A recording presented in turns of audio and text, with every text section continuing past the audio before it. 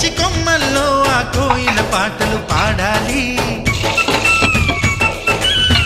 చుట్టాల పక్కాలొచ్చి కమ్మని విందులు చెయ్యాలి. చూసేటి ఊరు వాడ మనసారా దీవించాలి.